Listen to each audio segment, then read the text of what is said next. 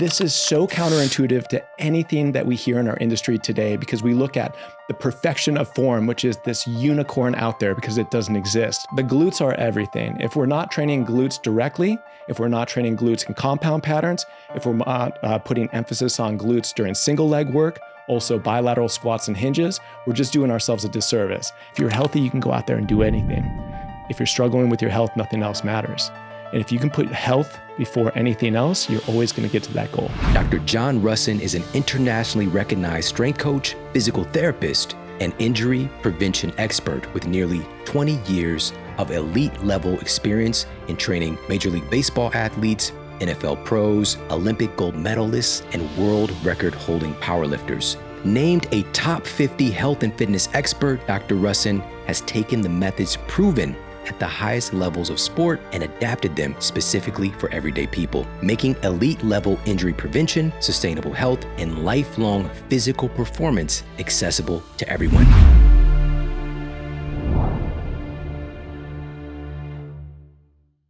There's a huge misconception about having, quote, perfect form.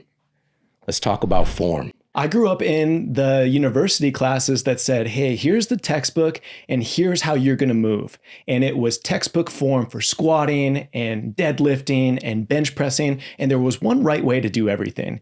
And I think that that wasn't necessarily correct. There's a right way to start, but in terms of optimization of health and performance and definitely unlocking longevity, there is more available to us today to know that people are different right to left. People are different than you or I. And I think the individuality of the way that somebody moves, it is their unique human movement system profile that needs to be uniquely trained in a different way. And this is so counterintuitive to anything that we hear in our industry today because we look at the perfection of form, which is this unicorn out there because it doesn't exist. Your perfect form is really the only thing that stands up to injury prevention and also just performing at your highest rate. Yeah, that's great. Such a great insight. So I remember working in the gym when I was going to my university and always like, why are you pointing your toes out? Right? Trying to just get people to like get their foot in the right position, and just certain things would just kind of naturally go into certain places for people.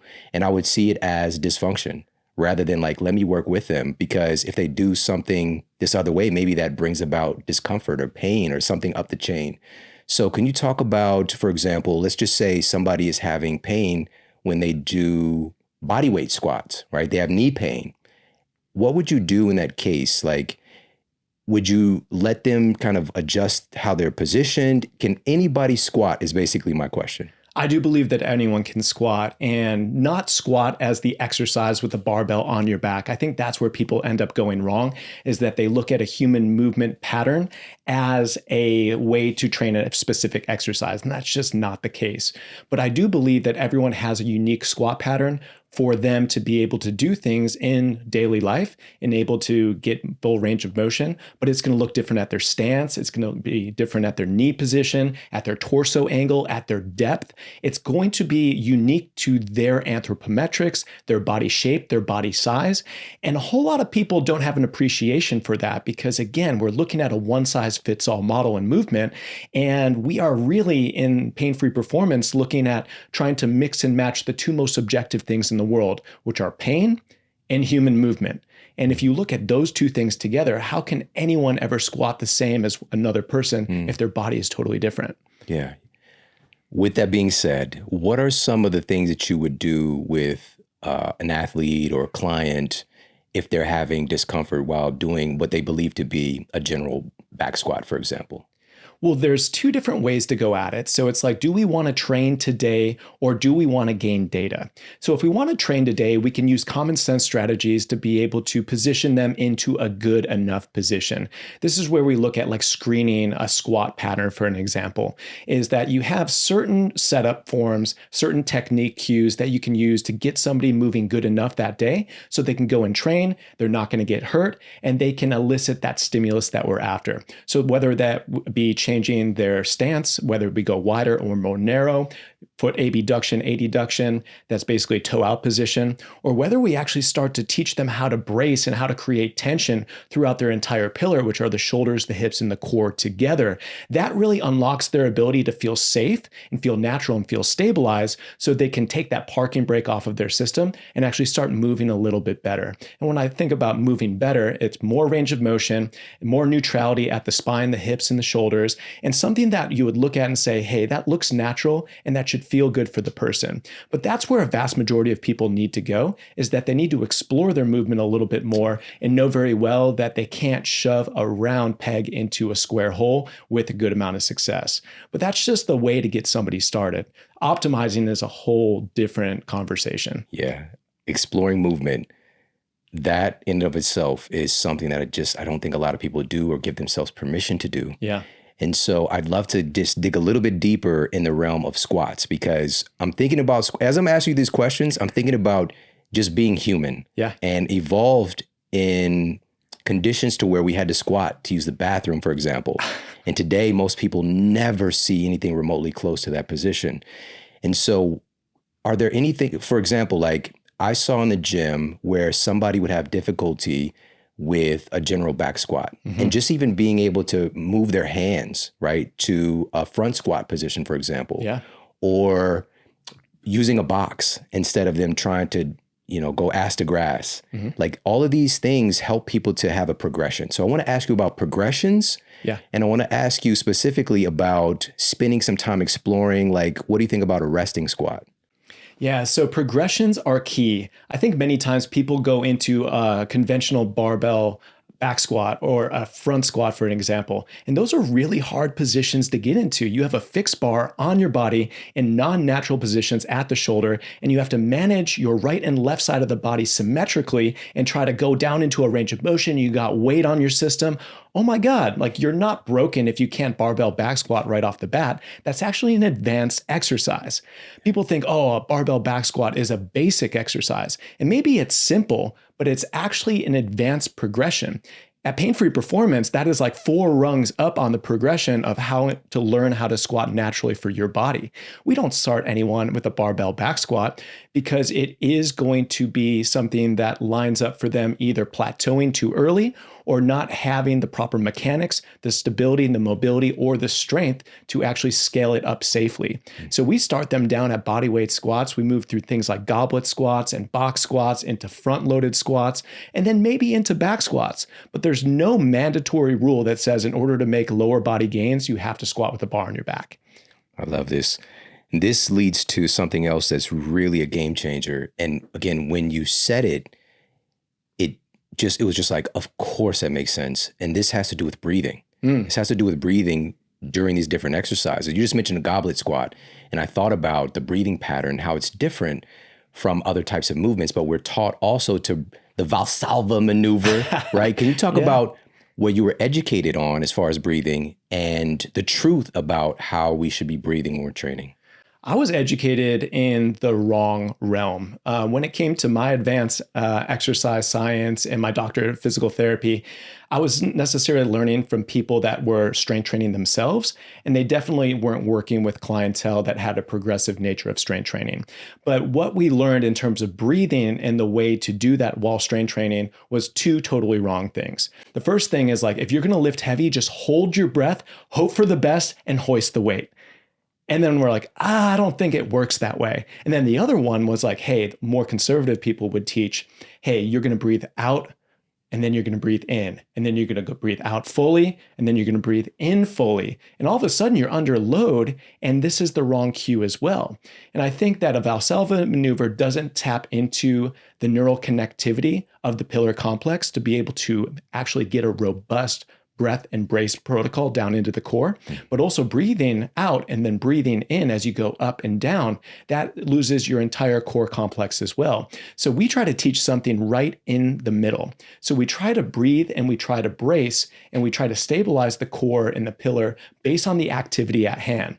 Like you alluded to a barbell back squat, 1 repetition max, being totally different than doing a crazy set of 25 plus goblet squats at half your body weight is something we like to do at Pain-Free pain-free performance, you're obviously going to have to breathe when the set takes you 60 seconds on the goblet squat for 25. And you don't want to be exchanging air when you're going for a 1 RM. But I think that we look at things so black and white when it comes to our breathing and our bracing protocols. It's either an all or none phenomenon. But many times we just need to have more common sense, look at what the activity is, what the exercise selection is, what the goal of the exercise is, and then also the set and rep schemes. So is the goal to grind? Is the goal muscular endurance? Is the goal to set a PR? These are 3 totally different things, but we need to be able to brace and breathe accordingly. The more time under tension you're under, the more you need to exchange air. The more total duration of a set, the more you need to exchange air. The heavier the loads get, the less air you want to exchange. This is great stuff. You know, what's crazy is if we're exploring our movement and if we're, quote, trained, there's an intuitive thing there that we can pay attention to, because I noticed, and this was just, and I'm so grateful to be talking to you today. This was probably about a month or 2 ago. I was doing some push-ups. I had a weighted vest on, and I was just like, I breathe so much differently when I'm doing push-ups versus when I'm doing a heavy chest press, right? And I tried to synchronize what I thought to be the correct breathing, but it didn't feel right in that position. Like I felt more unstable when I was trying to breathe the same way I would be breathing during a chest press. And so like your body kind of gives you feedback. Of course, you want to have certain cues, but there is no textbook way to do it. Going back to that goblet squat challenge, we call it. So you take 50% of your body weight, you put it in a kettlebell or a dumbbell right in the goblet position, and then you go and squat for as many reps as possible at 50% of your body weight. We've had tens of thousands of people go through this challenge. We've had 20,000 certified coaches at Pain Free Performance do this right in our certification course. And with that amount of people doing something like this, you see huge amounts of data points when it comes to people's breathing strategies and also their bracing strategies, and some are better than others. The ones that do it the best are the ones that are able to keep minimum effective brace while they're able to exchange maximal amount of air while keeping that brace. And all of a sudden, 25 reps at a goblet squat challenge is no big deal. You see people getting in the 50s, 60s, even up into the 70s. Clifton Harsky, who works for me at Pain Free Performance, he has 73. It's the world record. And he's a 215-pound guy. And the way he's able to do it is he's a great mover. He's very efficient. Form does indeed matter, but he's able to breathe and brace because he has great connectivity between his shoulders, hips, and his core.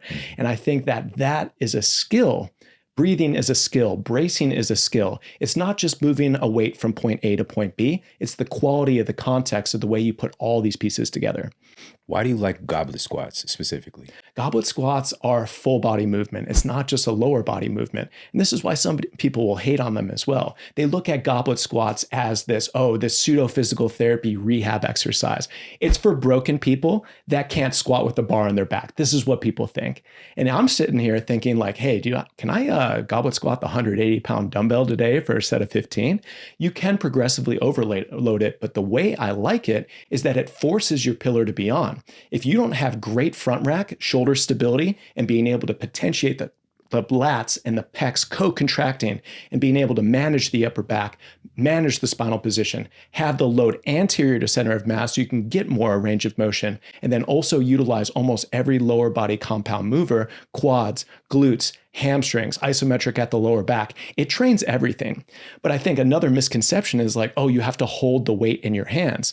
Absolutely not. I could front squat almost everything. I'm not the strongest or the most jacked guy in the world because the shoulder mechanics are there, the spinal mechanics are there, and it almost forces good form. It allows you to tap into better range of motion and also better authentic movement, especially for the squat pattern that many people definitely struggle with. The thing that I admire most about you, that I immediately kind of connected with, our colleagues, we've got several people who are amazing thinkers in the domain of physical therapy. Mm-hmm.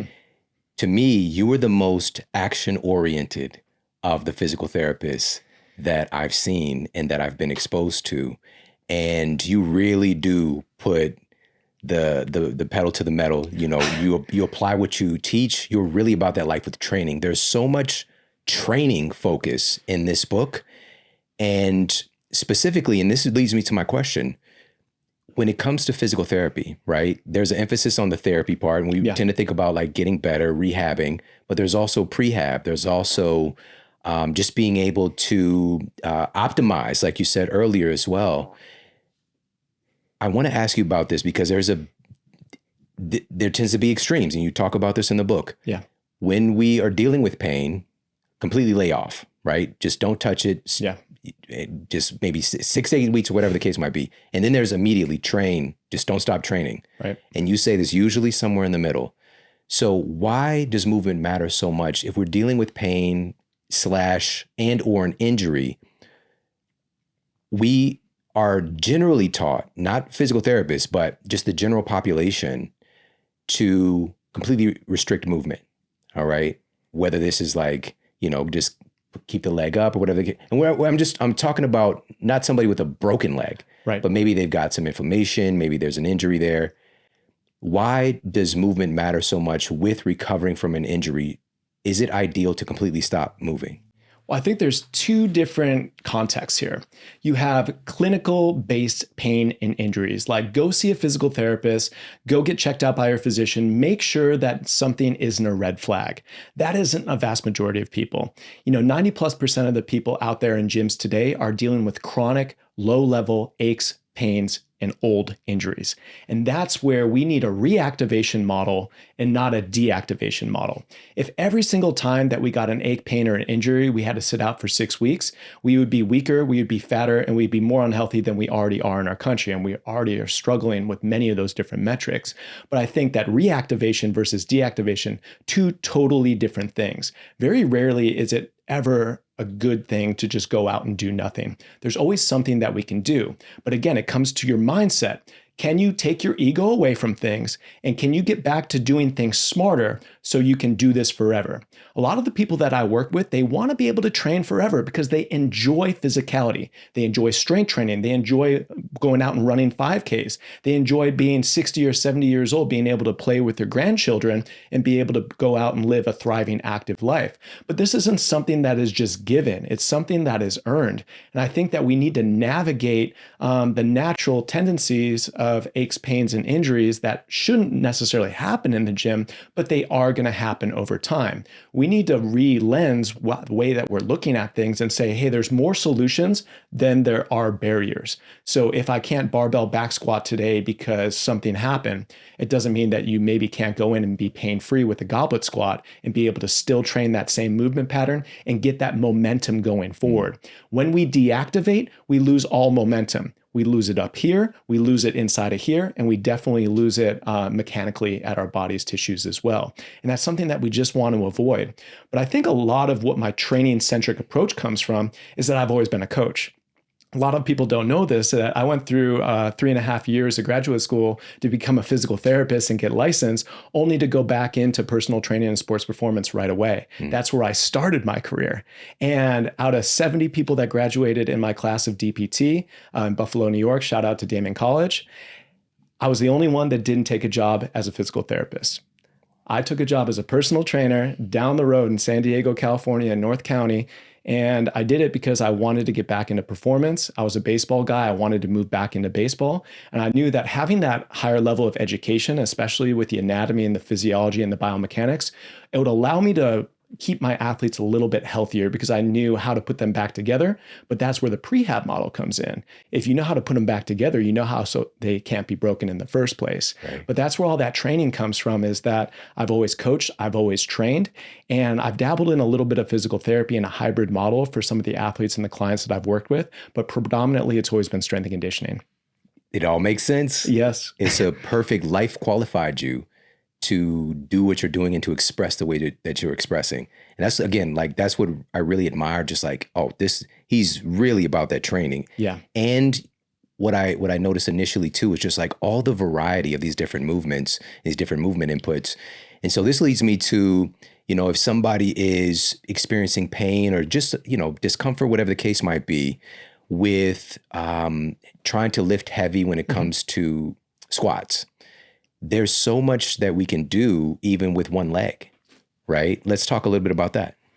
Well, I think that squats versus single leg training, they've battled each other over the years. I had a client, Dave Tate from Elite FTS, almost 10 years ago now, but he said it the best when it came to single leg training.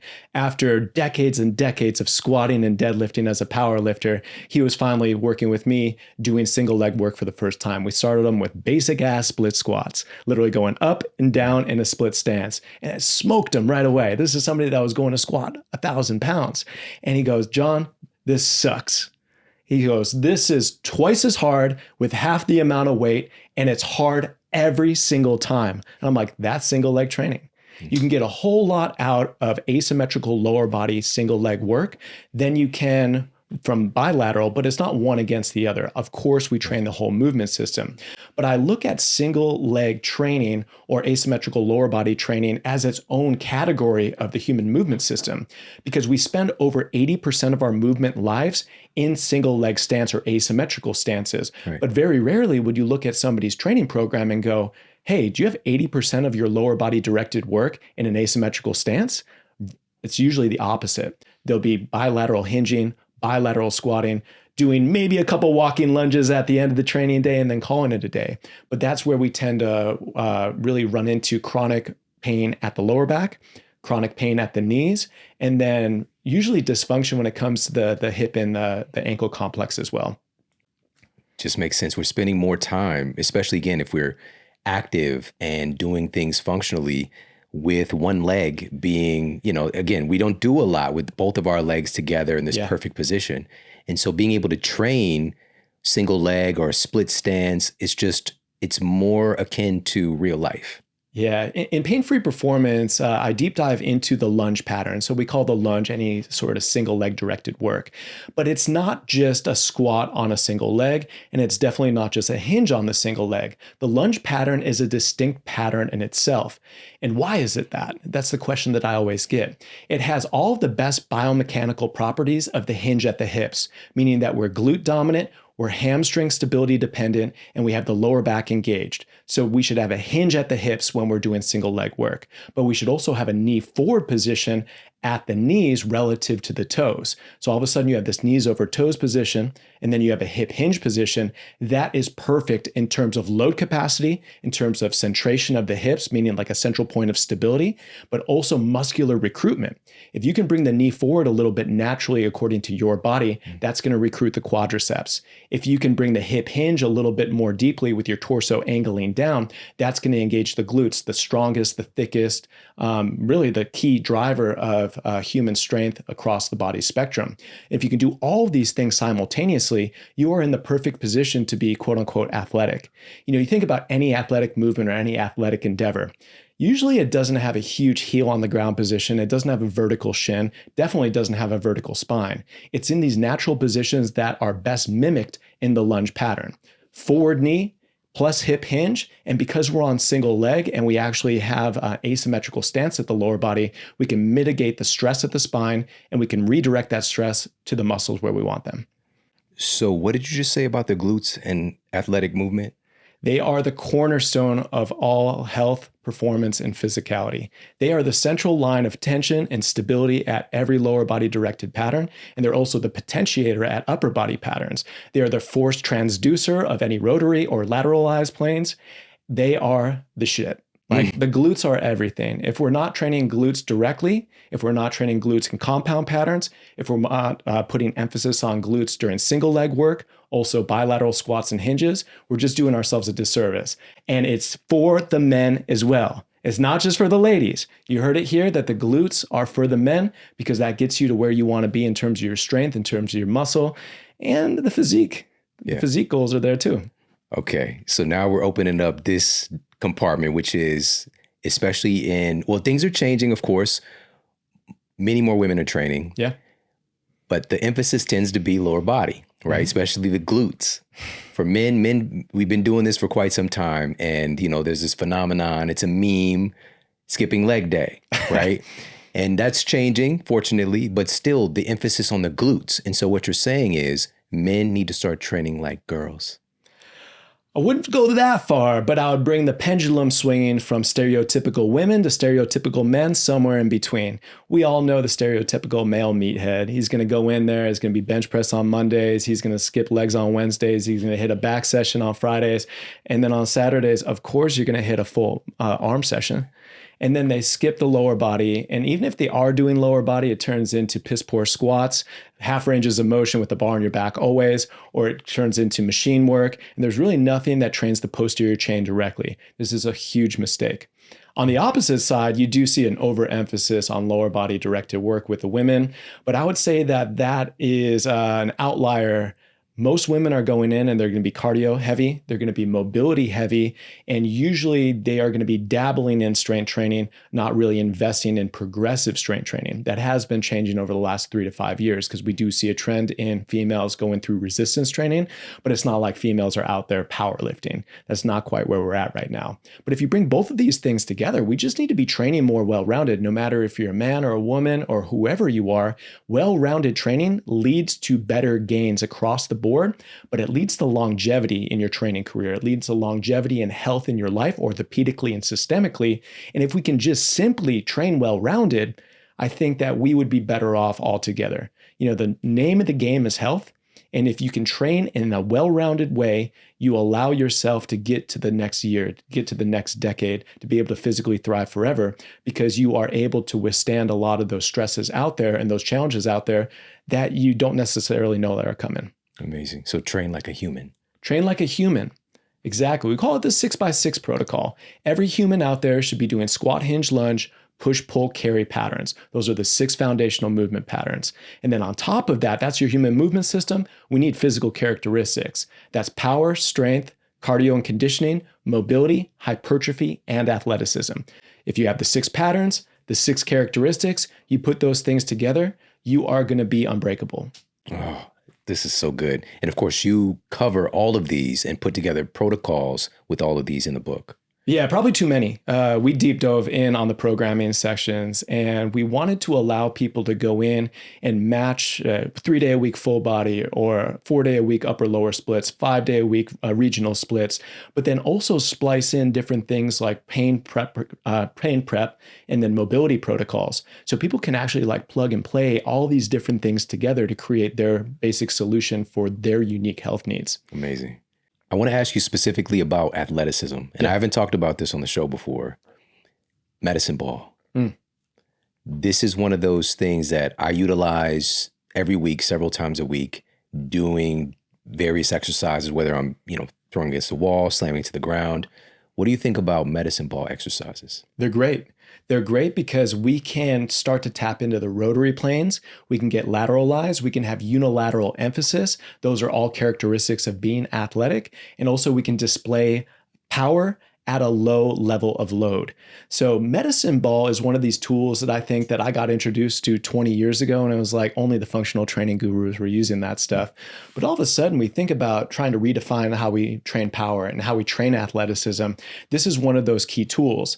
I think when it comes to athleticism specifically, body weight's the king. It's always going to be the king. Being able to dominate your body, stepping and moving through space, again, in rotary, unilateral, and lateral planes of motion, that is going to be the name of the game. But the other tools that we really like are kettlebells, awesome, landmine, bands, and then when it comes to body weight, that's still going to be the king. But athleticism isn't just Olympic weightlifting. Athleticism isn't just doing a super aggressive depth jump into a vertical jump. It's being able to actually train and move like an athlete. And I think that there's a little bit more of a conversation there on what an athletic trait actually is, because it gets very confused today. We got people talking about hybrid athlete.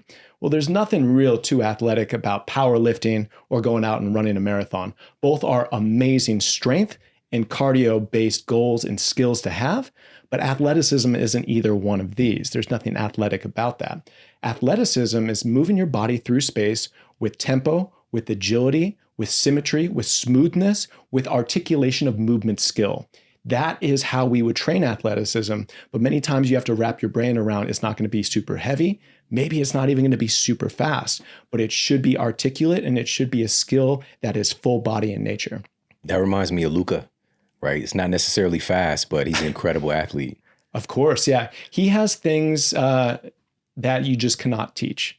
But athleticism is something for like the average person that you can get better at. But most people, when they get to 30, 35, 40, they just quit when it comes to their power and athleticism. They're like, I'm just deep diving in on strength and muscle because that's all I heard that we need to do. And that's a huge mistake. Probably age 30, 31, we start to have power reduce as the first physical characteristic that we lose due to quote unquote normalized aging. That can be reduced just by moving athletically. But what I don't necessarily recommend for people right away is to go, hey, I need to move like an athlete. I need to train athleticism. I'm going to jump into rec basketball after 20 years of not playing. And I'm going to go full court and I'm going to go balls to the wall on this thing. Don't necessarily do that. Train the trait and then translate it back into sport or function. I think we just need a re-exposure to even like 20 or 30 minutes a week across the span of your program, just these exposures into moving like an athlete again. Yeah. So would this be prehab if that's our aspiration, is to play a particular sport and we haven't been doing that thing for a while and we want to be able to perform at it? Just say there's a lot of explosive movements off of one foot. Should we start training 1 foot movements, bounding, that kind of stuff to kind of build our body to be able to translate? Yeah, you need to callous the system. There is definitely science behind the transference between, hey, we're going to stress the body in a certain way in the gym, and then hopefully it's going to stand the test of time when we actually get there out into a reactionary sport, something like basketball. But there's not a direct correlation between these two things. But you're always better off trying to prepare the body for performance than you are just hoping and praying that you stay healthy, doing an activity that you're not ready for. Yeah. So what would you define prehab as? Prehab is anything that you're going to be doing with a more direct and acute approach. So at Pain Free Performance, we're going to prehab during the 6-phase warm-up. We're going to prehab on off days that are going to have more of a mobility and an activation and a corrective exercise realm to the focus of that training session. And really, prehab is anything that we can do that allows us to put more concentrated efforts on busting weak links. What is the weakest link that's holding you back? What is the place that needs to be strengthened? What is the pattern that needs to be strengthened? What's the skill that needs to be improved? So we can then translate it back into function. We can translate it back into the gym and hopefully the rest of our daily lives. Amazing. Amazing. I want to go back to the medicine ball. Mm-hmm. And I don't know if this has ever hit anybody like I'm going to say it, but medicine is in the name. All right. And just thinking about why was it named this? And I think, again, like movement is medicine. And it's this incredible tool where we can get all this dynamic movement, these different inputs potentially, whether, again, it's like doing something explosive, or I was just training with my buddy, Lewis Howes, and his trainer. And one of the things we did was a split squat. So we had a foot up on the bench holding the medicine ball, and the leg that was on the ground is jumping, mm-hmm. and we're coming down and moving right into a rotation, right? So it's just like all of this, but it's being fluid, right? I'm not trying to jump as high as I can or, but it's like being able to come down to the ground and like go right into that rotation with this kind of grace and, so what do you think about that? I get that exact exercise sent to me by every general fitness client that I have that is also a golfer, because they see that on the PGA Tour of all the golfers doing that exact exercise right now. And it's like, well, why are pro golfers doing that particular exercise with rotary motions at the medicine ball and also single leg work? Because that's what function is. And when it looks at trying to rotate on a single leg with a unilateral emphasis, that's the definition of athleticism, maybe minus the step. But when you think about something like that, it's beautiful because you have to accelerate a medicine ball, but when you don't necessarily throw it, you have to decelerate it.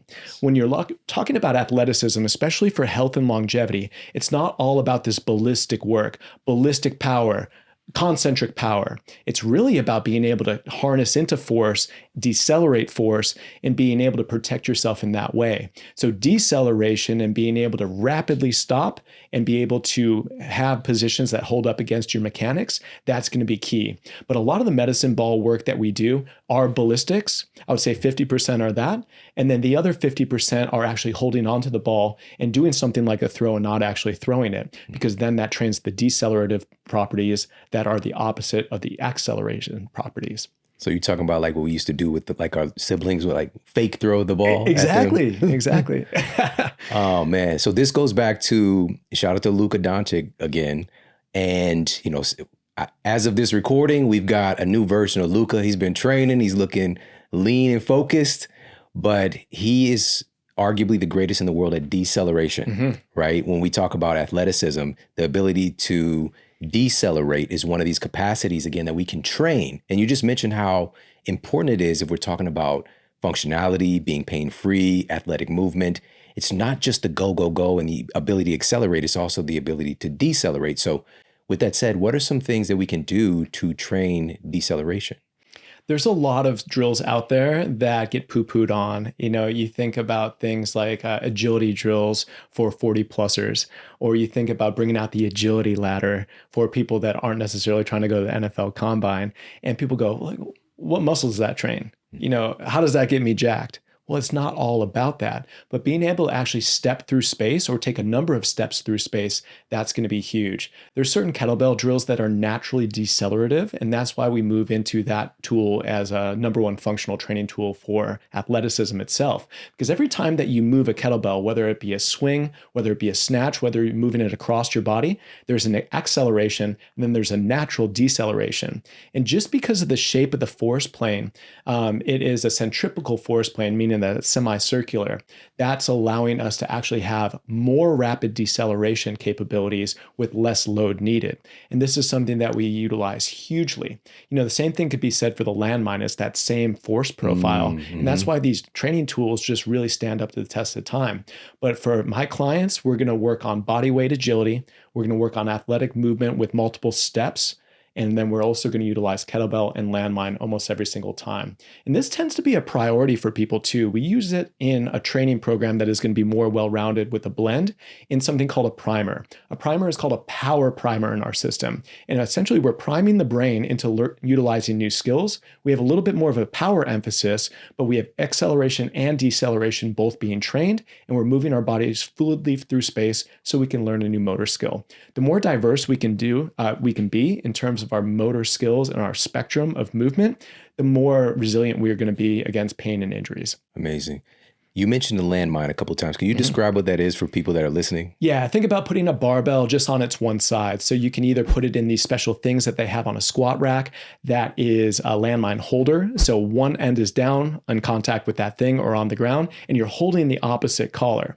And just by doing that, you create the most functional training tool on earth, which is the barbell. And people go, yeah, I love the barbell.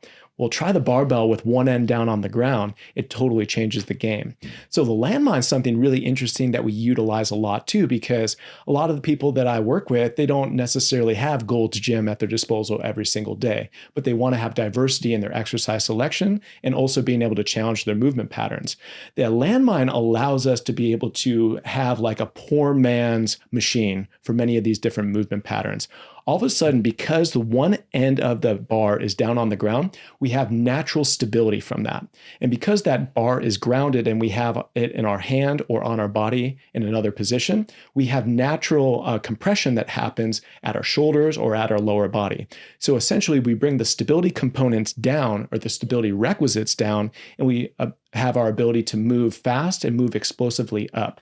So this is the perfect scenario for somebody to be able to train power more safely and more effectively with a training tool that they're not necessarily putting 2.5s on and trying to PR with every week. Amazing. So you mentioned the implement with the squat rack. What about if we don't have one? Is there another way we can do a landmine? Yeah, you can put a weight, just a normal Olympic weight down on the ground, and you can put one end of the barbell into the hole on the ground, or you can just push it out into a corner of a room, or you can just stick it between two dumbbells. That's what we do many times. If we have a group training class going on, we're going to create landmine out of two dumbbells that sit like this. You put the end of the barbell right there, and it won't move anywhere, and you'll be able to do what you need to do with it. You don't need any crazy equipment with it. Just turn the barbell over on its side and get going. Amazing. Well, since this is about pain-free performance, I got to ask you about, we tend to think if we're just, going through the motions that pain is a side effect, right? But you talk specifically that it's far more than that. It's really a warning sign, right? We just look at it as like, this is a side effect, but our body's giving us feedback. Let's talk more about that. It is feedback, and it's not always a red flag sign, but it's a sign that shouldn't be ignored. And anytime that we're having something that's coming back in terms of biofeedback of a pain response, we should be paying attention to that. But I think where people go wrong is they go, hey, this set is really burning up my quads. This is pain. Well, that's discomfort. We're talking about pain being more elicited into the joints, sharper, more acute, something that you feel is going wrong or could be potentially injurious. You feel like that it may be, but it may not be. Pain science is a deep, deep topic that we could spend 10 hours on the podcast talking about. But essentially, we need to respect our movement system. We need to respect our bodies. And if our body is giving us some feedback, we don't just go no pain, no gain mentality and just push through because you're not a real man if you don't do that. We just need to be utilizing that data to make some smart adjustments to continue to train. There's no one really caring if you do a dumbbell bench press one day and then do a barbell bench press the next day. Your body doesn't necessarily know the difference, but it will know the difference if you continue to force feed certain exercises that do elicit chronic pain responses. And in that's where people tend to go down a bad rabbit hole of pain and dysfunction. Range of motion gets less, pain goes up, results plateau or revert. And that's when we lose our will to want to train hard. Yeah. So again, the spectrum, we've got no pain, no gain over here. What is that? Was that Rocky 3 with Mr. T? Pain.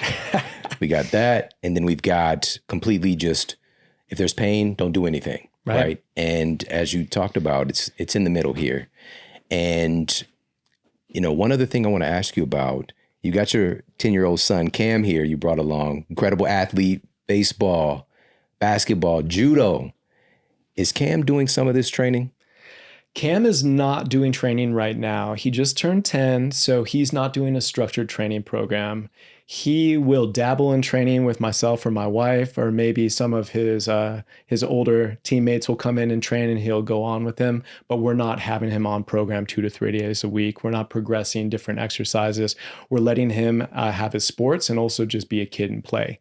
I think that exposure to different movement scenarios is what he needs to do at this point in time.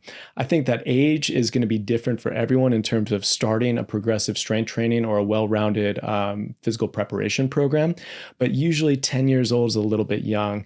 Anywhere from 12 to 13 is about the right time to start putting load on the kids. Awesome. And this is another great question, again, for people who have young athletes, parents, grandparents, coaches out there. And there's this big transformation that just happened in our culture the last decade, really, with specialization in sport. Right. So getting your kid in to get the advantage where they're training pretty much year round on whatever that particular sport may be. Maybe they're playing travel baseball and they're just a baseball player. And there's no textbook way to do this.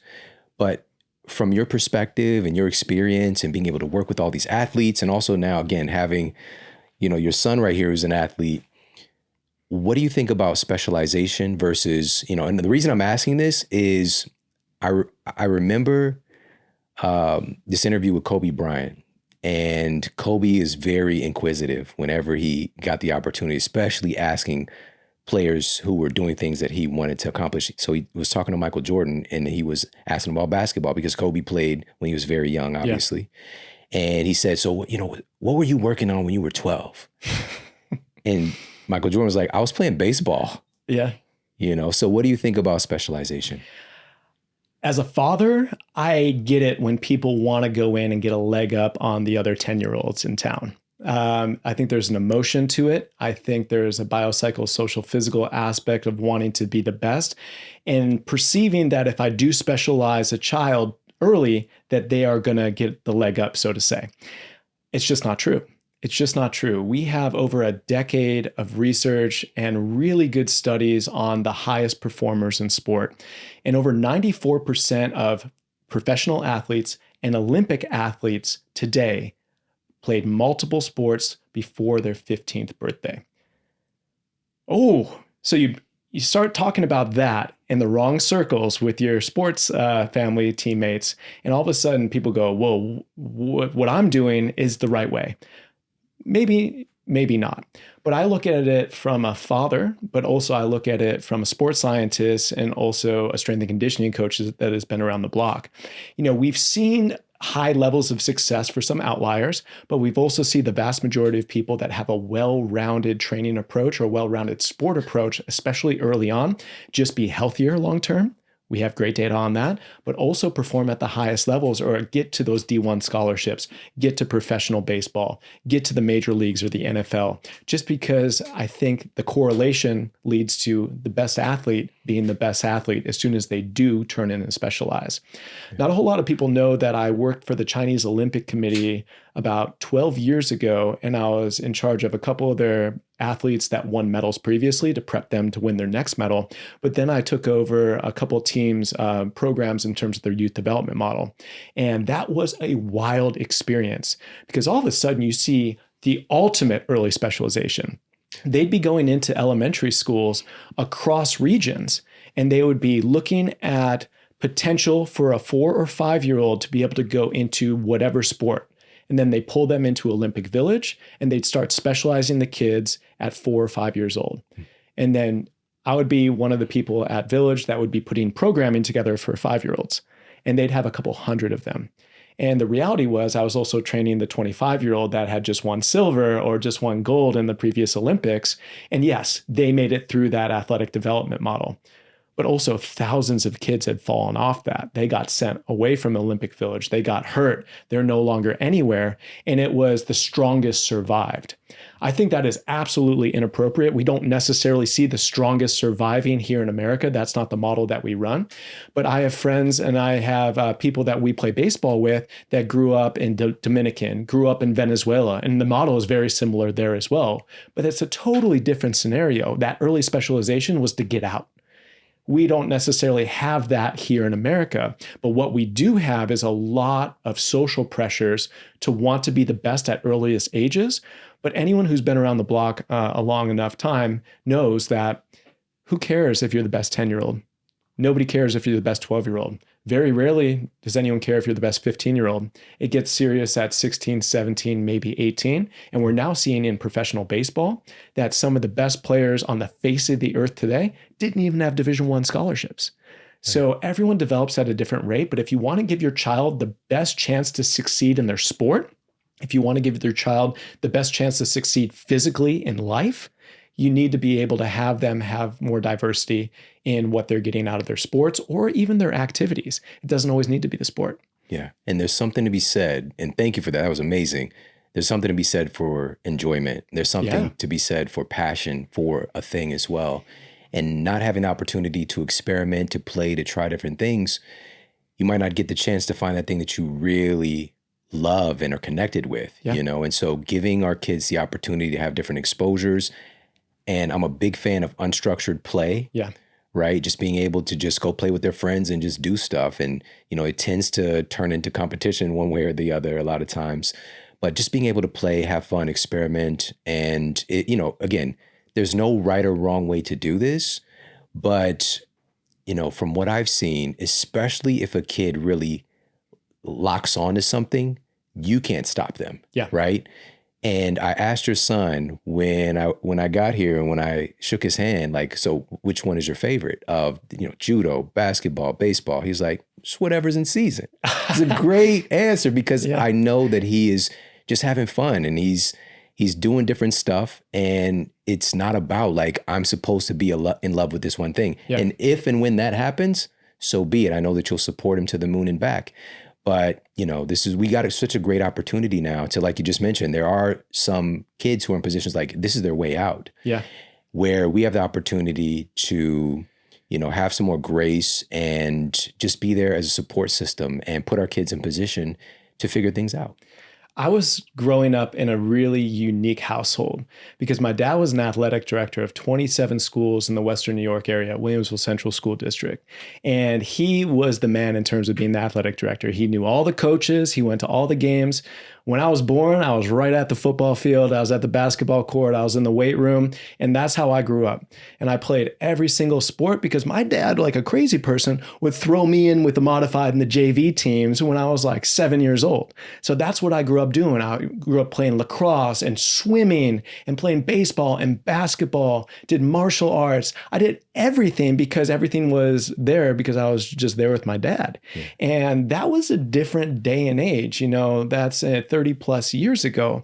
But I find myself as a father today going, that was the right thing to do. I came up, I played baseball, basketball, and football, and I excelled in baseball, and I took that to a Division I level, and I did well with it. And I find myself trying to do that exact same thing with my son Cam today, but it is so much harder. You know, my mom and I will have these conversations, and every time she'll bring up, hey, well, your dad did this with you. I'm like, hey, it's 2025. You know, the social pressures to fall in line with certain travel teams or certain early adoption exposure to different tournaments, things like this. It's hard because you want to be able to do the best. You want to be with the best players, but you always have to step back and go, hey, we're 10 years old. We need to be able to know that we're going to be great kids. We're going to learn how to compete. We're going to have fun. You're going to build mental and physical resilience by what we're doing here. And overall, you're going to develop as a human being and not just as an athlete. I think that we're losing that a lot with early sports specialization because you only play a season and then you specialize in that season with different kids. And it's all about me, me, me. How good can I get? And the thing that I took away from sports, playing all those sports when I was growing up, is that I had a team mentality. I had a team mentality that stays with me today because I run a team today. And I couldn't imagine my life without that team mentality. Even in individual sports, there's still that team around you. You know, Cam does judo and he has one of the strongest teams because of all the kids helping each other out. You know, without the team, there's really nothing. I think we're losing that a little bit with this me-centric approach to early sports specialization today. Yeah. You know, this is again speaking to, you know, your unique qualifications and how life qualified you, and hearing about your father and that exposure. I could see there's a legacy in this book. You dedicated this book to your son, but also the influence of your dad is in this as well. And so what does that mean to you? It's everything. We were talking before. I grew up in Buffalo, New York. And when I graduated with my doctorate, my dad and I drove from Buffalo, New York to San Diego, California. During that drive, I was giving up jobs and making good money like everyone else in my class. And I decided to take a job for $19 an hour doing personal training in SoCal. And he drove me out there and he dropped me off, and I lived at a Days Inn off the highway in Mission Valley. And it was the cheapest rent I could get. And it was the best because, you know, that was him going, hey, go chase your dreams. And I do think he thought that he did expose me to enough to be able to go out and do something a little bit more unique. And it was definitely against the grain, but it was one of those trips that was like, it was a coming of the guard. It was like, he was also Dr. Rusin, but he was like, you know, now you go do your thing as Dr. Rusin. And that was one of the last trips I took with my dad because he died about 8 months later of terminal cancer. But I always remember that because it was like, man, he drove the cross-country trip with me and dropped me off and kind of said, hey, go do your thing. And that was the most liberating thing of all. So when you talk about something like writing a 600-page textbook, you know, with the system that I've developed over the last 20 years, like my life's works in there, a lot of those experiences I talk about in the book, I try to make it a little bit more human than just the science of pain-free performance. And it's about all the different people that had helped me along the way, all my early mentors, those aha moments that I had, putting the readers into where I was at that time and saying, here's where the system comes from. It's not something that is just based on the science. It's based on my entire life's work. And I think that that brings it full circle for many of the readers and definitely our certified coaches out there that go, holy shit, we're all a work in progress. And we will always be a work in progress, and I will be as well. But I think the evolution of a non-dogmatic system of always trying to learn more and how to implement more and how to be more well-rounded, and knowing very well that there's so many different ways to get at to a goal. But I think the number one thing is if you're healthy, you can go out there and do anything. If you're struggling with your health, nothing else matters. And if you can put health before anything else, you're always going to get to that goal. Amazing. Yeah. Thank you for sharing that, man. Right now, and as of this recording, the book is available everywhere books are sold. It's a beautiful book. It's a beautiful book. And if you could, can you share what you want people to know about pain-free movement? Like, what are they going to find in this book? You've got, when we're talking about training, you're showing people, you've got the photos, you've got the programs, you've got the education as well. Talk about that a little bit. I want people to just be able to have the confidence to go in and have a health-centric fitness approach so they can unlock their goals no matter what they are. And I think that if we can do that, we need the tools in order to achieve it. And this book gives them the goods. It gives them programs to follow. It gives them pain protocols to be able to get healthy. It gives them protocols to be able to build muscle and lose fat and be able to have longevity with their training. But also it shows them exactly what to do and why to do it. And we busted our asses and we did something very unique in this book. We QR'd over 400 different assets. So you can watch the videos and you can go through the programs and you can see me moving and my staff moving exactly how we want you to move as a starting point. And I think that's something that brings a book to life. You know, one of the struggles that we had with Pain-Free Performance was this was coming off of the back of almost 1,000 two-day in-person certification courses over the last 10 years of Pain-Free Performance Specialist certification. This is very tactile education. How do we bring it down into a textbook and not lose its essence? So I think that we needed to over-deliver on the programming. We needed to deep dive into the education and the actionability of that education, but we also needed to make movement come to life. We need to watch movement. Yeah. We can't just look at a picture. Absolutely. Can you let everybody know where they can pick up a copy and also follow you for more? You can pick up a copy at Amazon or all places books are sold, and you can check out more on social media at Dr. John Rusin, Instagram, Facebook, and YouTube, and then painfreetraining.com is the site. Amazing. Man, I am so grateful for you and your life experience and life qualifying you to do things the way that you're doing them. It immediately resonated with me because I'm about that life too when it comes to actually doing the training and not just theory. I love the theory part, but I love to train as well. And so this deeply connected with me, and I just appreciate you so much. Thank you so much. Hey, if you like this video, make sure to check out this video right here. What you see in a typical NBA environment is they lift 2 times a week. Those are what can be considered mega doses, right? So then you have to surf the curve, speed, power, strength, accessory work, all in one session. When we're in an 82-game season, it's pretty hard to pinpoint when to do that without affecting the thing that we care about the most, which is in-game performance.